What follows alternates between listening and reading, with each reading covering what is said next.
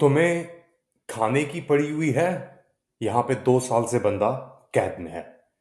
Late Ali show you के इस episode में आप सबको खुशामदीद। Do like subscribe and share this content. बात शुरू करते हैं अलीमा खान से। और जो वफ्द आया हुआ है पाकिस्तान अमेरिका से, जैक बर्मन और रिप्रेजेंटेटिव सूजी, जो दोनों को चेयर हैं पाकिस्तान कॉकस से मुराद के जो अमरीकी कांग्रेस के अंदर पाकिस्तानी कंटिंजेंट या मुफाद या पाकिस्तानी अमेरिकन को रिप्रेजेंट करते हैं। पहले उसके टॉम सूजी को मुंतखब किया गया, मगर उसके साथ साथ जैक बर्गमन जो रिपब्लिकन है, सूजी डेमोक्रेट हैं, वो दोनों को फिर को चेयर बनाया गया या उन्होंने कबूल किया। और अब वो पाकिस्तान पहुंचे हुए हैं as part of this engagement, जिसके अंदर ये मिनरल्स की बातें भी हो रही हैं। ओवरसीज पाकिस्तानियों को ही बुलाया हुआ है। मगर ये सब चीजें हो रही हैं एक इस वक्त जब इमरान खान पाकिस्तान के सबसे मकबूल तरीन लीडर पिछले 2 साल से कैद के अंदर हैं, अडियाला जेल में। और पिछले कुछ माह से उनके ऊपर आप समझ लें कि पाबंदी सी लगा दी गई है। पिछले 1 महीने लगभग करके थोड़ा सा ऊपर, जहां पे उनकी फैमिली से मुलाकातें बिल्कुल मुंतकिल कर दी गई हैं। और इसके साथ साथ बिल्कुल उनके लॉयर्स कम्युनिकेशन कुछ भी नहीं हो रहा। और रिहाई तो खैर दूर की बात है।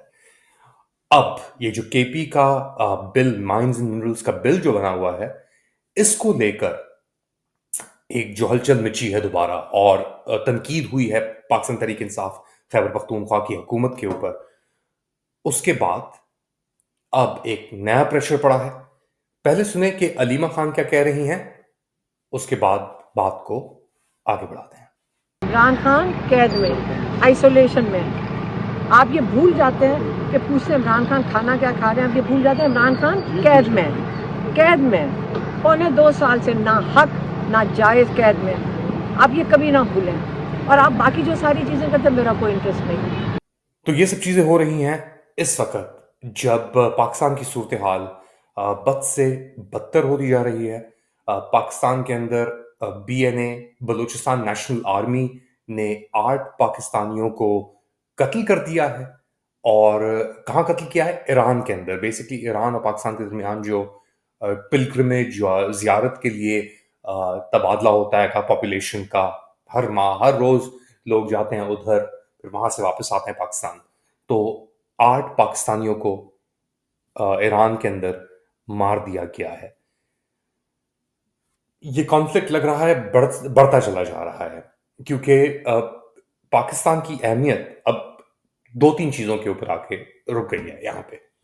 एक, जो पाकिस्तान के अंदर सिचुएशन है ओवरऑल, उसके ऊपर ऑब्वियसली वो कनेक्टेड है अफगानिस्तान से, ईरान, इंडिया से और ईरान से। और ईरान के अंदर अगर ये सब चीजें कार्रवाइयां हो रही हैं, उधर मारे जा रहे हैं लोग पाकिस्तानी, तो पाकिस्तान के अंदर भी एक प्रेशर बढ़ेगा कि ईरान में जाके कार्रवाई की जाए। अब ये सब कुछ होने के बावजूद, ये सब कुछ होने के साथ साथ ये जो डेलीगेशन आई हुई है अमेरिका से पाकिस्तान, इसके भी अपने मुतालबात होंगे। पाकिस्तानी अमेरिकन के भी अपने मुतालबात हैं। इसके अंदर ऑब्वियसली शेडी कैरेक्टर्स भी हैं, चौधरी नवीद जैसे, जो बहुत तनकीद का निशाना भी बने हैं पिछले कुछ अरसे के अंदर के उनकी जो ताल्लुकात हैं पाकिस्तान आर्मी चीफ के साथ, उस चीज को लेकर। तो डेफिनेटली एक एक सिचुएशन, एक सेंटिमेंट पाया जाता है यहाँ पे कि किसी तरीके से पाकिस्तान को कंट्रोल किया जाए, वहां पे एक सिचुएशन पैसिफाई की जाए ईरान को लेकर। दूसरी जानिब ईरान और अमेरिका के सक्सेसफुल मुज़ाकरात हुए हैं, इख्तिताम पे पहुंचे हैं ओमान के अंदर। पहली बराह रास्त मुलाकात, डायरेक्ट टॉक्स तो नहीं कहा जा रहा है इन्हें इस तरीके से, मगर हाँ डायरेक्ट टॉक्स थी ओमान की मीडिएशन से, और उसको एक बहुत बड़ी सक्सेस कहा जा रहा है।